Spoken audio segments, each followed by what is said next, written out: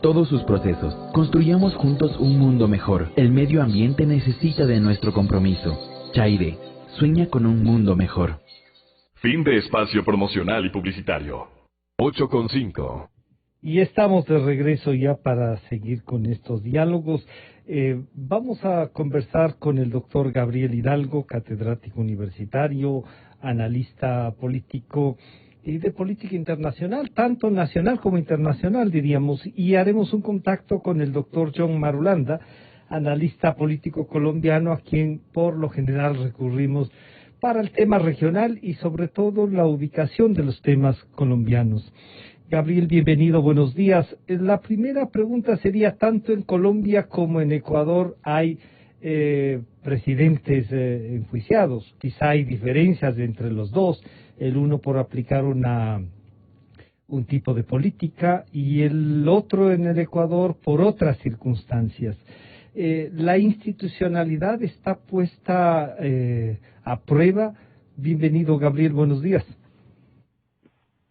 Buenos días, Francisco. Estoy encantado de estar con usted. Buenos días a los amigos que nos escuchan. También otros nos están viendo a través de Radio Extra, Radio Democracia. Fíjese usted que esto que acaba de plantear es fundamental para el Ecuador, no solamente para Colombia, sino además para el Ecuador, porque resulta que en Colombia esta orden de prisión preventiva tiene otro nombre allá, se llama orden de aseguramiento. Nos explicará ya el doctor Marulanda, a quien por supuesto también envío un gran saludo, un abrazo fuerte, me alegra compartir con él este espacio. Decía que tiene otro nombre, pero tiene la misma finalidad, es decir, asegurar, garantizar la continuidad del proceso penal en contra del expresidente, ahora senador Álvaro Uribe. Lo que usted acaba de decir es fundamental. Hay paralelismos, sin embargo hay ciertas distancias. Es la primera vez en, no sé si 40, 50, 60 años, que alguien, me parece que salvo el general Pinilla, que fue un presidente provisional de un gobierno de facto, gobernante de facto en Colombia, salvo él, digamos, ningún gobernante elegido democráticamente ha resultado preso, ni siquiera domiciliariamente, por algún asunto penal levantado en su contra. Entonces esa es la primera gran diferencia. En Ecuador hemos tenido, digamos, enjuiciamientos a algunos presidentes, no solamente en el plano,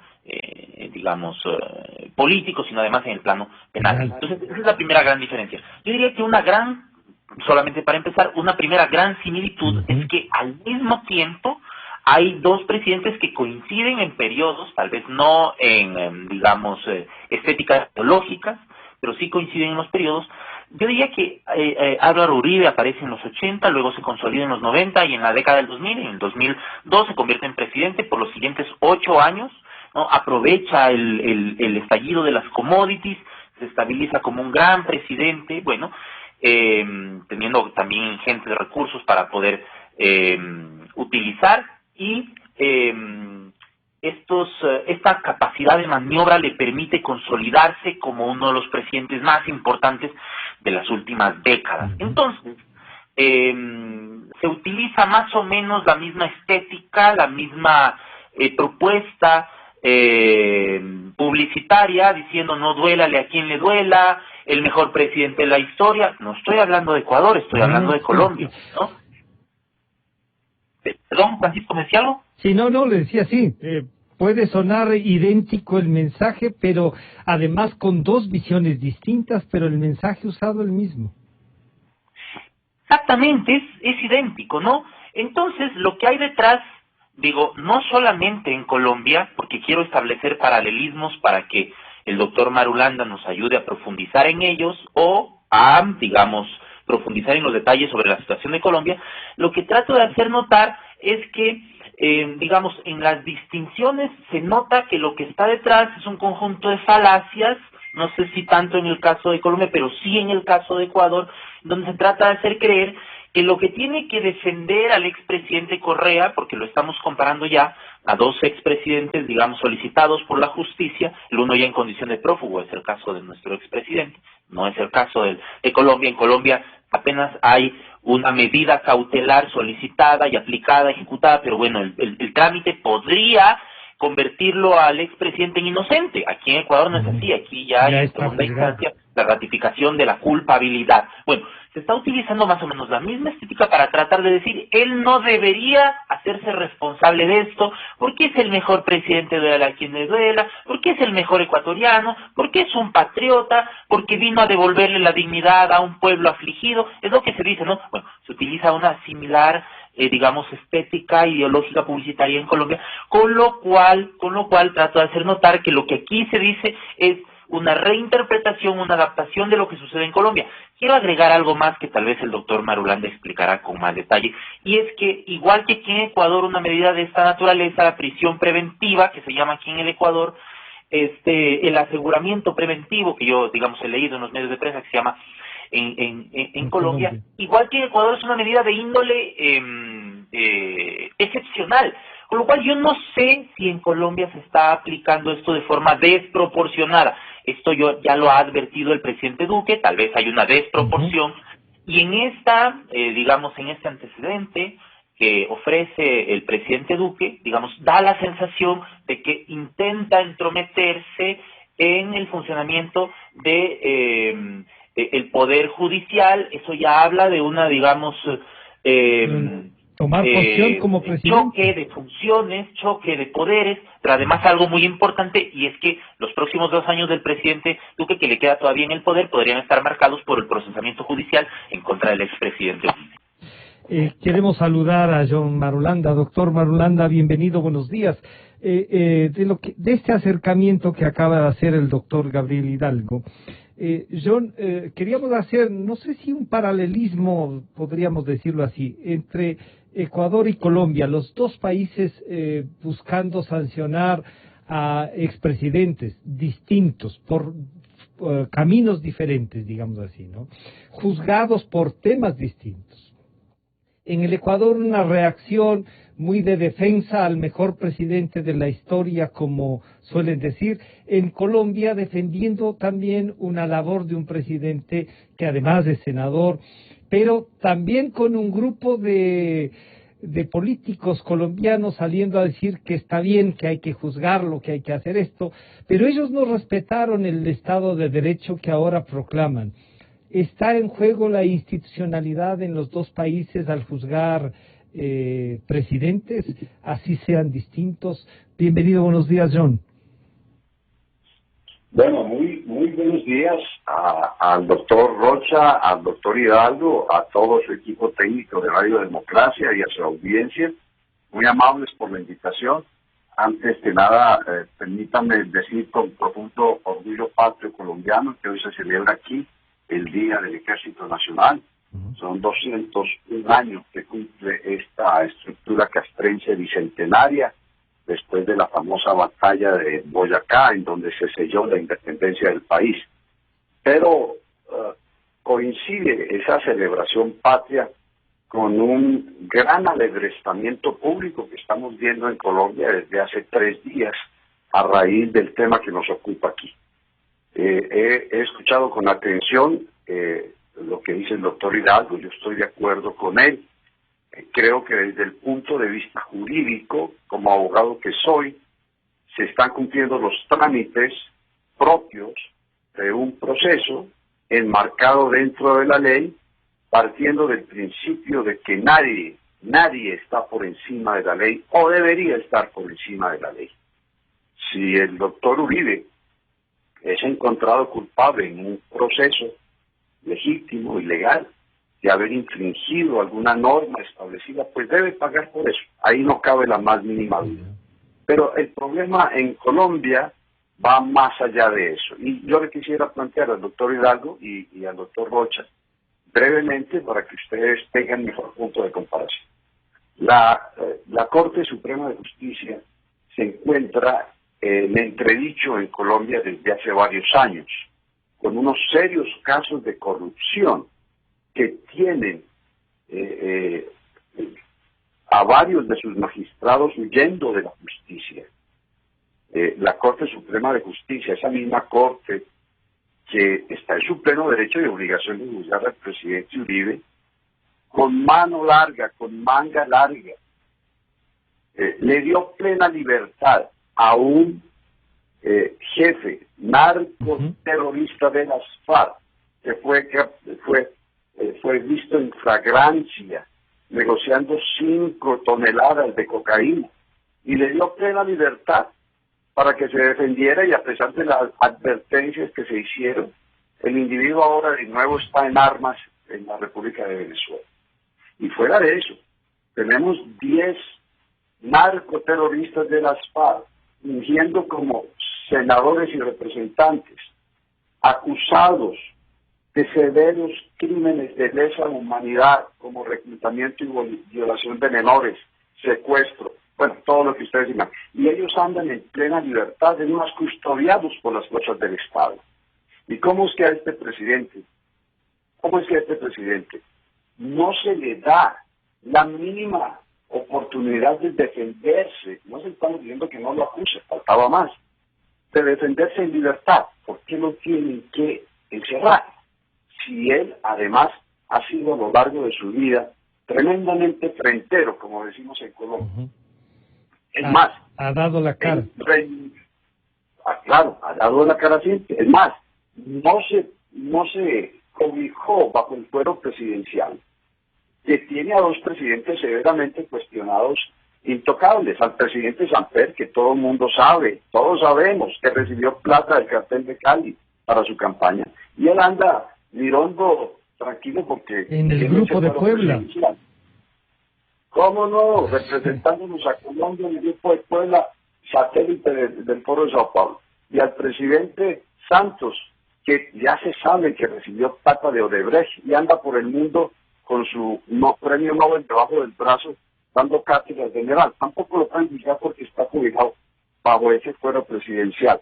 El presidente Uribe renunció a ese fuero y se fue como senador, no para que lo juzgue la Comisión de Acusaciones, sino la Corte Suprema como aforado, y está enfrentando, y acaba de decir: pido que todo mi juicio sea público, que se levante la restricción del sumario y se conozca todo lo que está actuando. Yo creo que esa es una actitud, como ustedes dicen, de dar la cara y decir: aquí estoy yo, de que se me acusa. Yo creo que lo que tiene indignada la opinión pública, y déjenme decirle que ya van 2 días de protestas y manifestaciones, todas pacíficas, gracias a Dios, es eso, es una corte que, déjenme decirle, el aparato de justicia en Colombia, desafortunadamente para la democracia, en el mejor de los casos, de acuerdo a la última encuesta Gallup, tiene un 17% de aceptación. O sea que más del 85% de los colombianos no le creen al aparato de justicia. Fueran estos cortes con esos antecedentes, que todos los magistrados se fueron en un avión fletado para una fiesta, celebrar el cumpleaños uno, todos salieron con roles, todos estuvieron vinculados con un italiano, Salvio Basile, que posteriormente fue extraditado por vínculos con el narcotráfico, que tuvo un escándalo grandioso con lo que se llamó el cartel de la droga, en donde vendían sentencias, y los magistrados involucrados se jugaron, están afuera, indiciados y están afuera.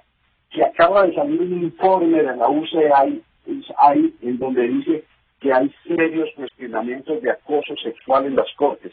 Entonces, entiendan ustedes que más allá del aparato jurídico en sí, del proceso jurídico, el cual es perfectamente aceptado por los colombianos, perfectamente aceptado por el presidente, lo que hay es una situación política muy seria, una desestabilización institucional en la conciencia colectiva colombiana muy seria, que está haciendo crisis con el caso del presidente Uribe.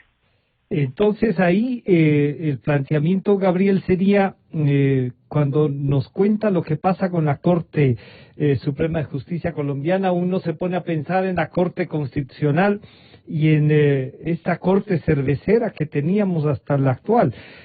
Claro, tomadas las Cortes ideológicamente, y más aún con esta otra pandemia que todavía Colombia no termina de solucionar, que es el narcotráfico. Para ahí funciona el Estado, pero en otras ocasiones el Estado es al que hay que intentar derrocar y doblegar con las armas. Lo mismo nos puede pasar acá, Gabriel, después de lo que nos ha dicho ya John Marulanda. Gabriel, no sé, me parece que se cortó la comunicación. Gabriel, ¿ahí me escucha usted? No, parece que se nos cortó la comunicación. A ver, Gabriel, ¿ahí está usted? Hola, sí, aquí estoy. Sí, Hola. sí, le decía que si podemos avanzar entonces en esto de tomar las instituciones para actuar políticamente. Es que fíjese que hay algunas distinciones que acaba de señalar el doctor Marulanda que hacen imposible la comparación en este sentido entre Ecuador y Colombia. Fíjese que en Colombia, y esto no es algo que se diga con ánimo publicitario, las instituciones son sólidas, ¿no? Hay una gran tradición de respeto por la Constitución, la última me parece la del 91. Entonces, se ha respetado hasta ahora. Hay voces que piden una reforma profunda constitucional o una constituyente para, digamos, reformar al menos la composición de las 4 o 5 cortes. Esto el doctor Marulanda nos explicará mejor. Y concentrar en un solo poder judicial. Eso resulta interesante porque con distintas pequeñas órganos de administración de justicia hay poca fortaleza para el procesamiento de las causas y pueden estar más o mejor sometidas a los poderes de turno, ¿no es cierto? Entonces, con una sola, poderosa, potente, ya no habría Corte Constitucional, sino al estilo estadounidense, una sala especializada de lo constitucional en una Corte Suprema, ¿no es cierto? Usted recordará que aquí en el Ecuador el expresidente Correa dijo, Supremo solo el pueblo, aquí no puede haber Corte Suprema, aquí hay una Corte Nacional. Y eso fue una bobería porque terminó destruyendo la institucionalidad de la justicia, siempre sometida a las manos de los políticos de turno. Quizá ese era el objetivo.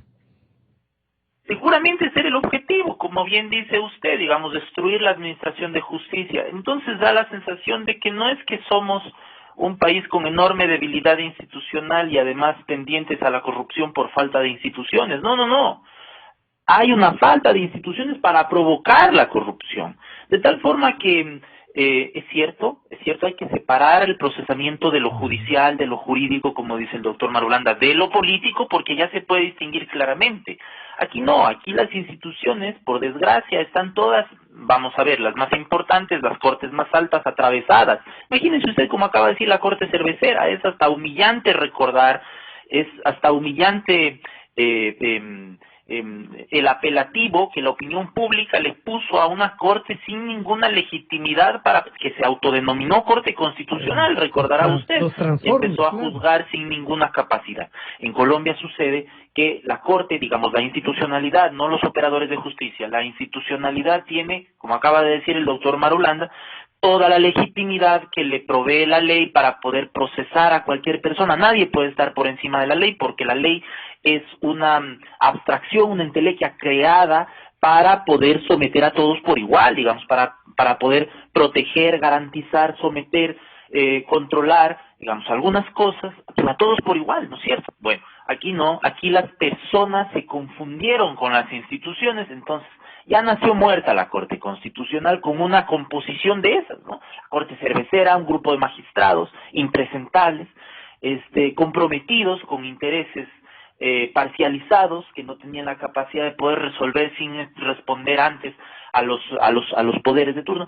Es decir, aquí hay que distinguir esas cosas. ¿Qué pasa en una institucionalidad pública que se delata como comprometida con intereses más grandes que solamente el cumplimiento de la ley, que es lo que está pasando, que es lo que ha pasado en Colombia? Hay algunas cosas que a mí me gustaría mencionar.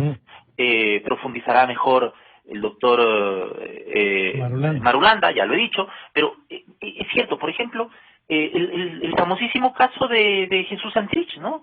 Que lo convirtieron a la fuerza en representante al Congreso de Colombia, ¿no es cierto? Que se posesiona, que aparecen casos, ¿no es cierto?, de deudas en contra de deudas con la justicia, asociadas al narcotráfico, al terrorismo, ¿no?, al lavado de activos, y el hombre tiene que huir, desaparecer. Bueno, se trata de digamos, que de alguna forma, yo no sé cómo se vea esto en Colombia, pero lo que nos llega al Ecuador es que de alguna forma esto sucede dentro de un clima de sospechosa complicidad con los aparatos de justicia.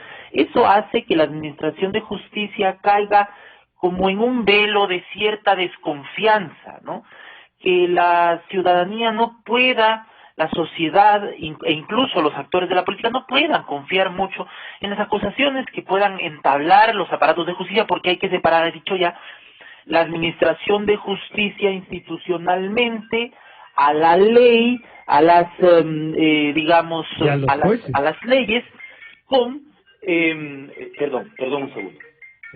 Y, mientras usted contesta, con las personas que operan, de tal forma que ahí ya está, hay digamos, una sensación de que la justicia está atravesada por la política y que es lo político lo que gobierna y no debería hacerlo en la administración de justicia.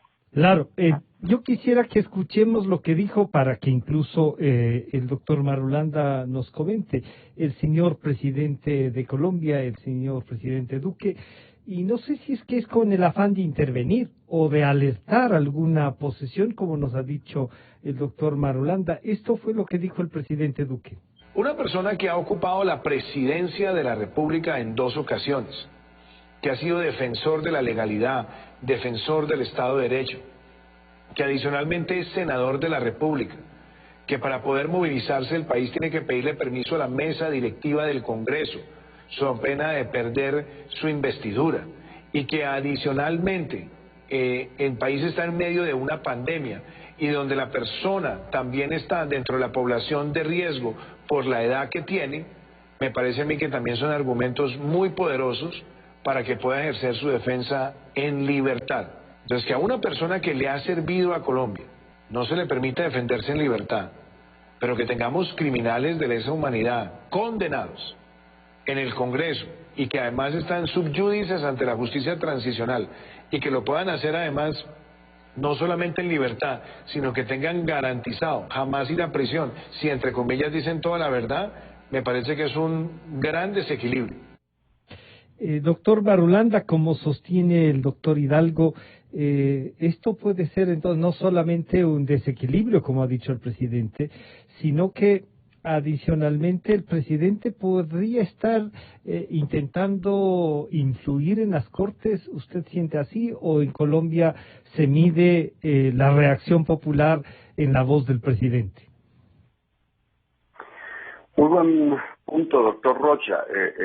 Yo creo que el presidente, al decir eso, está llevando la vocería de un sentimiento nacional en Colombia, no tanto en contra de las Cortes, pero sí a favor de Uribe, por lo que él dice, que yo les había comentado previamente.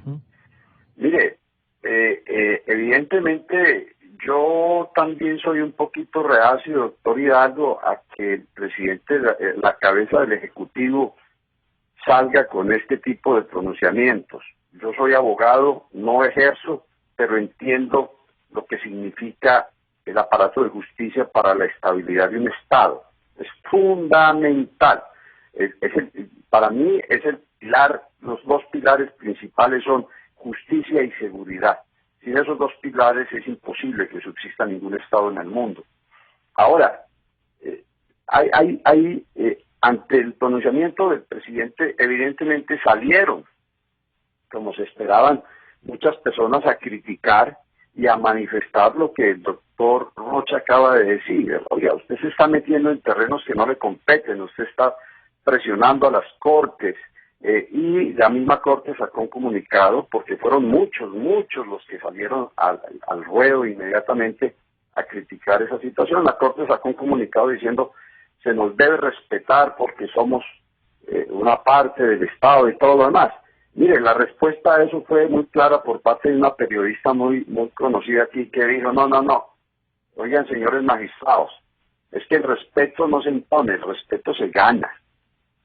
Si ustedes fueran una corte respetable, créanme que todo el mundo estaría pues callado esperando sus decisiones, pero es que ustedes son una corte que se ha deteriorado. Y entramos en el campo, doctor Hidalgo, de la filosofía y la moral jurídica.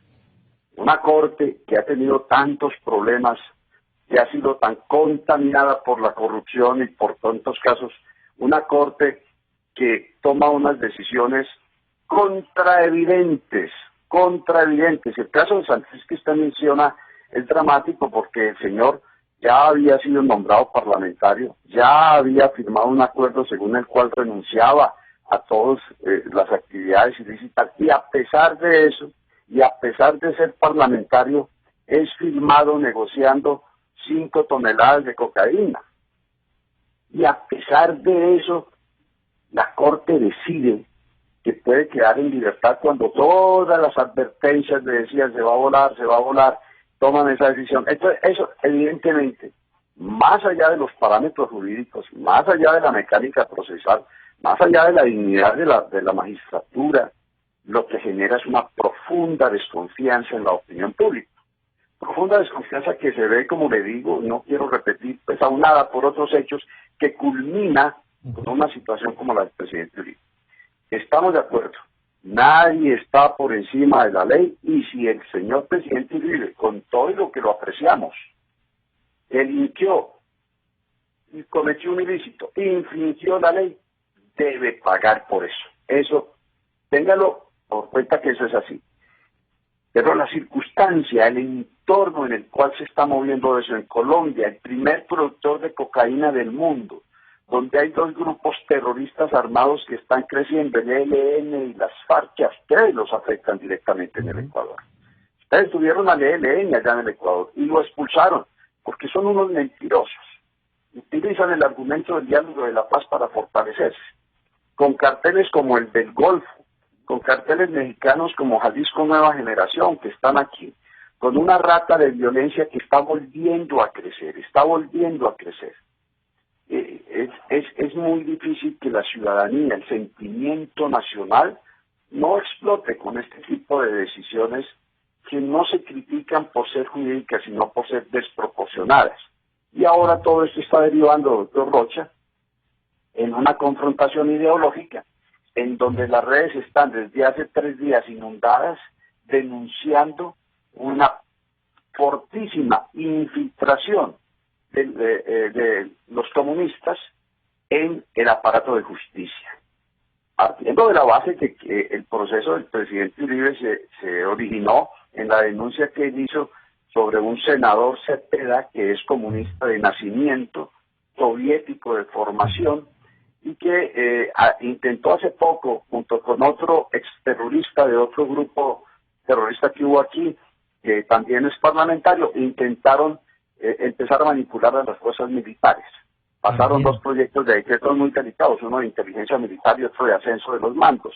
Eso inmediatamente llamó la atención, y ahora viene este señor Cepeda, que como le digo es el más connotado jefe del comunismo en Colombia, y es el que está impulsando todo, y impulsó todo lo del presidente Uribe. Entonces ya eso le da una connotación que se sale de nuestra discusión, y es un tema muy complicado porque es un tema político. Déjenme rematar con esto. El presidente Uribe tiene una connotación regional. El presidente Uribe, más allá de ser un líder colombiano reconocido, la mayoría de los colombianos lo aprecian, lo admiran, porque nos sacó a Colombia de un momento de crisis muy crítica, en donde casi el 50% del territorio estaba tomado por las FARC, y en donde nos iban a imponer un régimen a punto de AK-47, y él providencialmente llegó, lo elegimos, nos sacó. Entonces tiene un reconocimiento, pero además quiero recordarles lo que el fiscal argentino Alberto Nisman dijo del presidente Uribe antes de que lo suicidaran allá del kirchnerismo, ¿no? Él dijo, la barrera que impidió que el comunismo se tomara a Colombia y se expandiera por toda la región se llama Álvaro Uribe Vélez. Pero el presidente Uribe, ya en el aspecto político, ideológico, tiene una connotación regional que evidentemente a ustedes también los puede tocar. Gabriel, planteado así, entonces el tema del presidente Uribe va más allá de lo jurídico. El Ecuador entonces ahí se distancia en el tema del expresidente juzgado acá. Acá es por corrupción, entre otras cosas que se van descubriendo. Pero uno podría decir entonces, si el tema ya se convierte en ideológico, estamos viendo que la institucionalidad también está siendo tomada ideológicamente y podría actuarse así. Sin embargo, la actitud regional frente a los propios planteamientos de Cepeda, como ha dicho el doctor Marulanda, ha habido una diciendo, oigan, sométanse ustedes también al Estado de Derecho, no solo sometan a otros. Gabriel. Sí, a mí me gusta esto de establecer paralelismos con el Ecuador para que se entienda que lo que sucede en Colombia es algo que nos afecta a los ecuatorianos y a la región.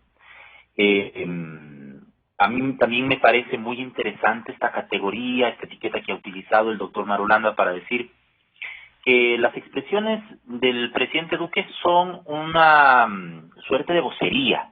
Es decir, no es que trata de imponer un discurso pedagógico con elementos indescifrables para el público. No, trata de recoger lo que una parte de la población está sintiendo y diciendo y lo expresa a través de un discurso simple, sencillo, simplificado, ¿no es cierto? Eso tiene algunas consecuencias. Y la primera consecuencia, lo acaban de decir ya ustedes, lo acaba de decir el doctor Marulanda, es que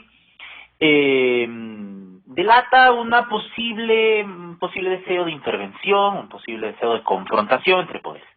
Ya, pero también es cierto que hay una tremenda polarización política que se vive en Colombia. El plebiscito sobre los acuerdos de paz, convocado por el presidente Santos, le significó una tremenda derrota política. El antes del fin del expresidente Uribe, convertido en su principal adversario, ahora principal adversario también, sufre una tremenda derrota, ¿no? El pueblo colombiano rechazó no la paz, eso me parece que debería quedar claro, no la paz, sino las condiciones por las cuales se quería imponer esa paz, ¿no es cierto? Incluso estas medidas que resultaban, digamos, un poco perniciosas, un poco incómodas. La impunidad siempre será una carga pesada para las sociedades. Una tremenda carga, porque a cuenta de la paz no se podía fortalecer a grupos que han atacado permanentemente a la sociedad colombiana. Si nos fijamos en el mapa de las poblaciones que se manifestaron mayoritariamente por el no vemos las fronteras, los límites, donde se asienta, donde está atrincherada las FARC, digamos, son las partes de la sociedad donde se dieron cuenta que la negociación era una negociación inconveniente para los intereses del pueblo, inconveniente para los intereses de la nación, ¿no es cierto? Entonces, también es cierto que los presidentes tienen que no solamente expresar su propia opinión con respecto a los contextos, a los determinados contextos que viven las sociedades, sino especialmente representar la voz de aquellos que le confiaron su voto. Entonces, más allá de si esto resulta o no legítimo, también es cierto que hay una parte enorme de la sociedad que está agradecida con la lucha en contra del terrorismo y que ahora puede resultarle indignante que se instalen procesos de persecución judicial en contra del presidente Uribe. Ya, entonces, digamos, a mí me parece que esto tiene este doble rasero, este doble filo. Es decir, no solamente que puede resultar inconveniente para la sana convivencia entre los poderes del Estado, estas expresiones que acabamos de escuchar del presidente Duque, sino que además también es cierto, y lo acaba de decir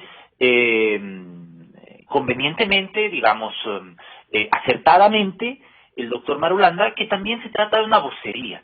Bueno, digamos, desde el plano judicial podemos decir, bueno, aquí hay que separar a las funciones del Estado y hay que establecer límites entre una y otra, pero también es cierto que hay que mirar el costado político.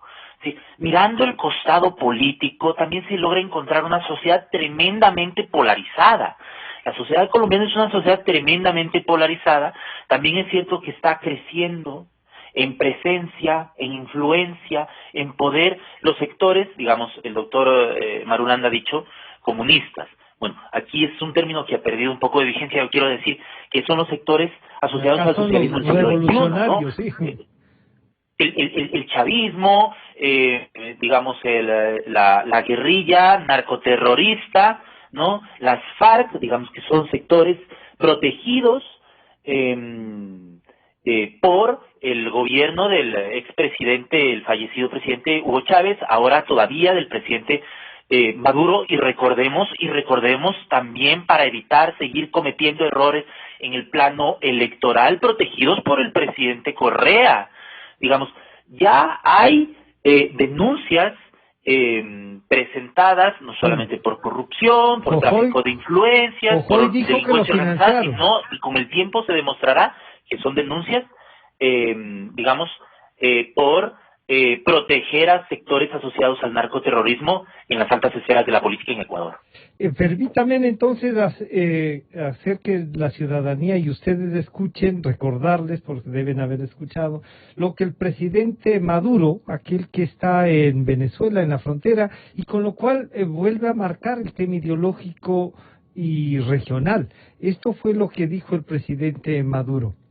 Si al presidente Donald Trump le dijeran la verdad, si él supiera la verdad de quién gobierna en Colombia, ¿qué haría Estados Unidos? Pienso a veces. ¿Cambiaría su postura? El gobierno de Colombia está en manos de la mafia. Hoy, la Corte Suprema de Colombia dictó privación de libertad y le dio casa por cárcel al expresidente Álvaro Uribe Vélez, alias el Matarife, precisamente por sus vínculos directos con el paramilitarismo. Como en el caso del Capone, lo están agarrando por un delito menor, entre comillas. Pero el narcotráfico, ¿cuántos años, cuántas denuncias, cuántas pruebas contra Álvaro Uribe Vélez de haber sido la pieza clave de Pablo Escobar Gaviria? Bueno, aquí hay, doctor Marulanda, una posición de un presidente que en cambio está siendo solicitado extraditarlo, ¿no? Y que con unas dudas tremendas sobre su legitimidad en el cargo. ¿Cómo reacciona la sociedad colombiana frente a afirmaciones de tamaño personaje, doctor Marulanda? Doctor Rocha, aquí el personaje más repelido por la opinión pública, de acuerdo a las encuestas y de acuerdo a lo que uno ve en la calle cuando puede salir en medio de la pandemia, claro, es aquí no lo bajan de payaso el señor Maduro. Bueno, no se le para muchas bolas a lo que él dice. Él tiene unos problemas gravísimos. Venezuela se le está deshaciendo entre las manos y estamos preocupados por las consecuencias de lo que puede llegar próximamente a Venezuela. Nos va a afectar a todos. Allá en Ecuador nos está afectando. Fíjese usted la cantidad de migrantes también. Aquí en Colombia tenemos 1.400.000 migrantes y que se vinieron de Venezuela, no porque haya un buen gobierno ni un buen gobernante precisamente. Bueno, de modo que no le hemos puesto muchos cuidados. Lo que él dice es totalmente alejado. Pero yo sí quisiera hacer este breve comentario, doctor Hidalgo y doctor Rocha.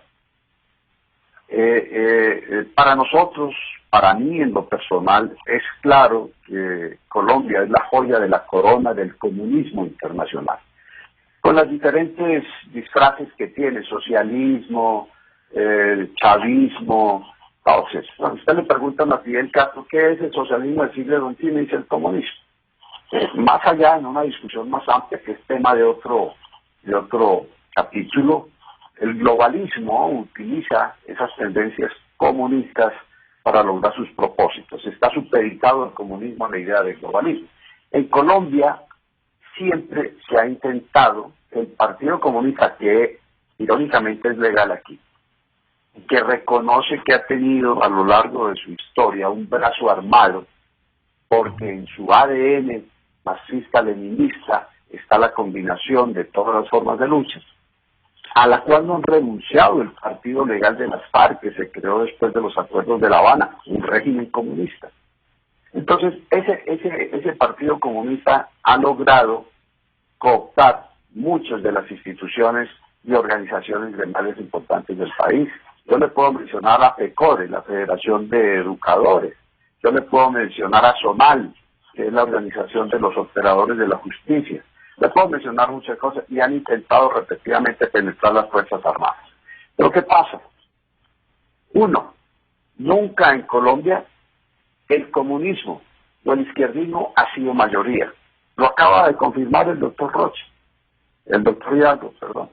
A pesar de 8 años de gastarse toda la plata del mundo con campañas psicológicas para convencernos a los colombianos que lo que se estaba firmando en La Habana era bueno para el país, a pesar de todas las triquiñuelas, trampas, a pesar de todo lo que hizo el presidente Santos, la mayoría de colombianos le dijimos, no, ese acuerdo no es bueno.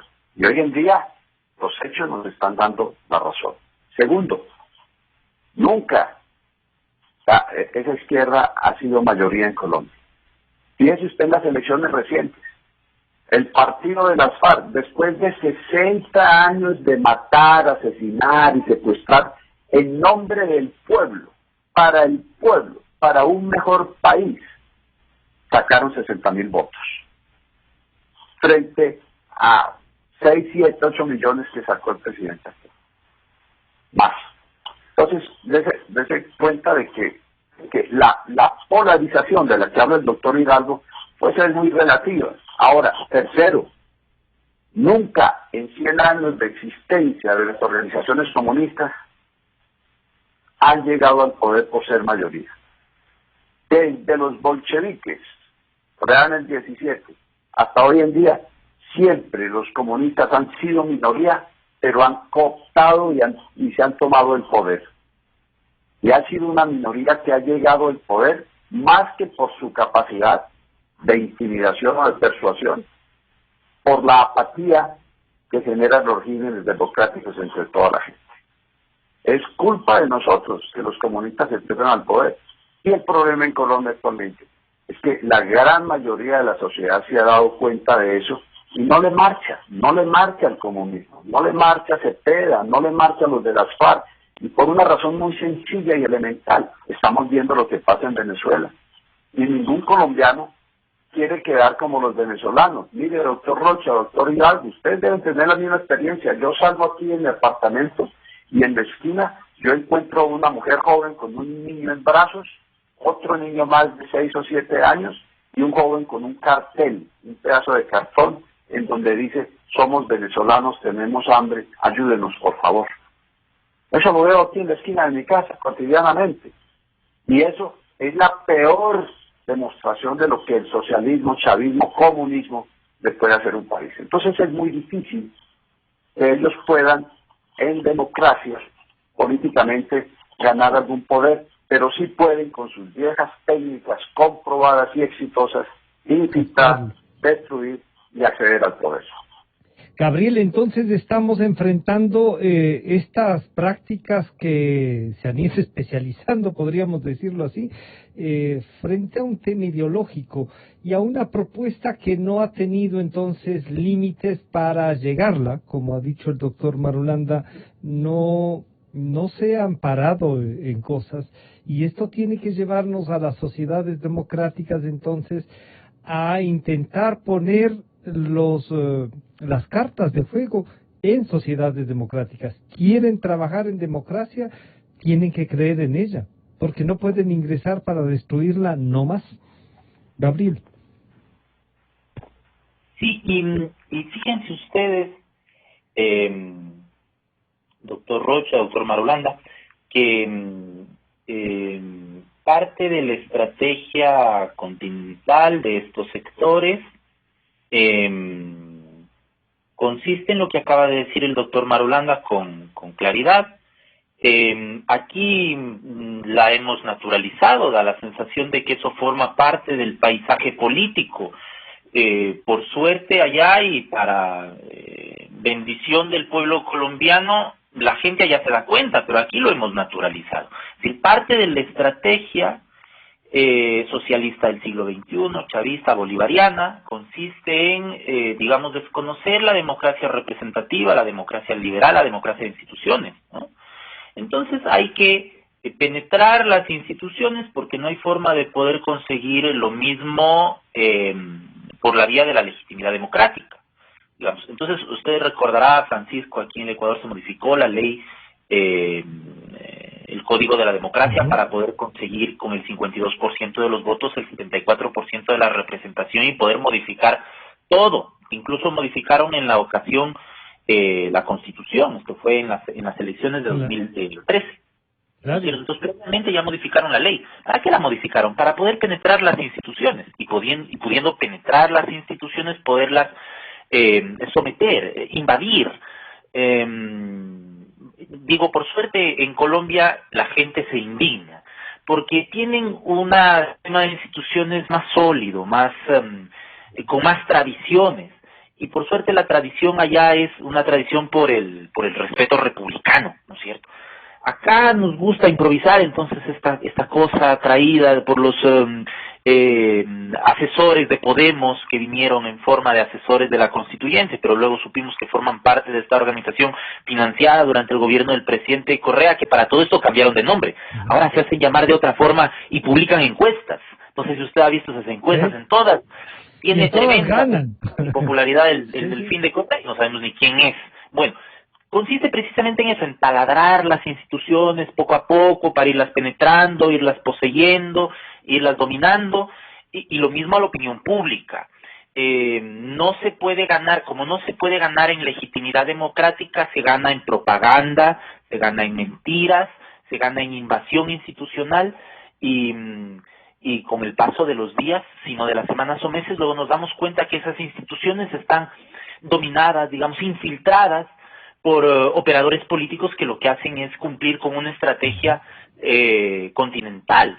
No es una exageración esto que antes se llamaba el Foro de Sao Paulo y luego se convierte en este grupo de Puebla, ¿no es cierto? No es una exageración que se quieran tomar el nombre del pueblo, del antipueblo, para tratar de conseguir espacios de dominio dentro de la política para imponer sus grupos de interés. Y ahora tienen recursos populares, sino que son, digamos, mafias perfectamente bien organizadas para delinquir a través del Estado. Bien decía el doctor Marulanda, digamos, es poco menos que payaso el gobernante de Venezuela. Nicolás Maduro es poco menos que payaso en el mundo entero. Ni siquiera en Venezuela tendrá, salvo sus propios clientes, algo de reputación. Con lo cual, lo que diga, digamos, tratando de mirarlo con sentido crítico, no tiene sino la única finalidad de intentar debilitar una posición política, porque no tiene ninguna lógica. Es una persona que dice muchas cosas sin decir nada, que habla muchas cosas sin decir nada. De tal forma que, digamos, la sociedad con Maduro, que viene que también hay socios en Colombia, ¿no? Claro. ¿Están ahí? Con Maduro, digamos, que además son socios impresentables, ¿no? Puedo decir que en Ecuador sucede lo mismo. La sociedad que tiene Correa con Maduro es una sociedad absolutamente, digamos, impresentable, digamos, que demuestra qué finalidades, qué propósitos persiguen, y si nosotros miramos cuál ha sido los principales logros del modelo venezolano chavista, tenemos que huir a ese modelo, buscar un modelo distinto. Deberíamos tomarlo como ejemplo para que no nos pase. Para nuestra propia lógica, pero que se aleje de ese modelo. Claro que sí. Para concluir, doctor Marulanda, la pregunta sería el proceso del presidente Uribe. ¿Qué esperan ustedes? ¿Cómo puede concluir esta etapa y esta reacción social también que ha habido en Colombia? Bueno, doctor Rocha, doctor Hidalgo, los abogados van a interponer los recursos a que da lugar. Se va a pedir, creo yo, que se levante la medida de encarcelamiento del presidente Uribe. Vamos a ver si la Corte accede a la solicitud del presidente de que se conozca todo el expediente, que se haga público para que todo el mundo tenga acceso a eso. Me preocupa que los ánimos se caldeen un poco. Ustedes, hermanos ecuatorianos, saben que Colombia tiene un largo historial de violencia social que se ha venido acentuando últimamente. de manera muy especial allá en la frontera con ustedes, al frente de Sucumbíos, de Carchi, de Esmeraldas, en los departamentos de Nariño, Putumayo y demás. Y tratar de manejar esto de la manera más civilizada posible, eso sí, sin entregar la causa de la democracia. Lo que dice el doctor Hidalgo es muy cierto, ese es el modelo gramsciano, el de Antonio Gramsci, por el cual las armas y el choque violento no funcionan. Eso ya es un anacronismo para ellos, y lo que se debe hacer es minar toda la institucionalidad desde adentro, y es lo que está sucediendo en Colombia, y lo están aplicando. La escuela de Frankfurt también, el metalenguaje que utilizan para todo, la manera como engañan a las personas desprevenidas o desinformadas. Eso es lo que está en proceso aquí, y el caso Uribe puede ser el detonador de una reacción política muy fuerte en Colombia. Yo soy de los que creo que esto, en vez de hacerle daño al presidente Uribe, aquí hay un dicho popular que me gusta mucho y se aplica a este caso: al gallo amarrado le crece la espuela. Yo creo que lo que hicieron con Uribe se puede convertir en un boomerang y puede finalmente terminar acabando con toda esa izquierda que en Colombia se ha venido lentamente aposentando en diferentes instituciones. Quiero agradecer tanto al doctor Gabriel Hidalgo como al doctor John Marulanda por este análisis, este acercamiento a las dos realidades. Hemos visto que estos paralelismos tienen diferencias, grandes diferencias en algunos casos. Muchísimas gracias, John, y muchas gracias, Gabriel, también. Muchísimas gracias a los dos. Nos estaremos encontrando. Por ahora, este ha sido nuestro aporte. Con toda la fidelidad, un manejo informativo solvente. Democracia. Llegan Vicente Albornoz y Sebastián Oleas, conocidos como Los Explicadores. Para presentarnos, clarito está, nos explican en sencillo las cosas